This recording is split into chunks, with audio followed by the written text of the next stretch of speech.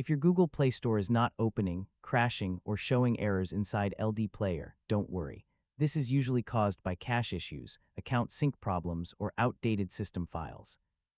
In this tutorial, I'll show you how to fix Google Play Store not working on LDPlayer step by step in 2026. First, restart LDPlayer and try opening the Play Store again.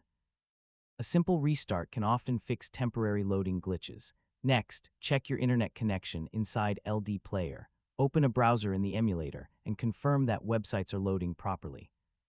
Now clear the Google Play Store cache. Go to *** settings * inside LDPlayer. Open *** apps, find Google Play Store **, and select Clear Cache *** and Clear Data **. Do the same for Google Play Services * and Google Services Framework **, since these system apps control Play Store functionality.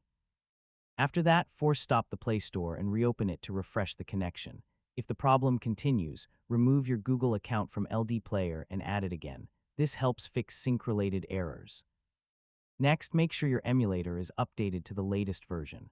Older LDPlayer versions may not support the latest Play Store updates. You should also check date and time settings inside LDPlayer. Set them to automatic because incorrect time can cause Play Store errors. If you are using a VPN or proxy, disable it temporarily as it may block Google services. Finally, if nothing works, reinstall LDPlayer or create a new emulator instance to reset all system apps. And that's how to fix Google Play Store not working on LDPlayer. Yeah, in most cases, clearing cache, resetting Google services, or updating LDPlayer will solve the issue quickly. Thanks for watching, and I'll see you in the next guide.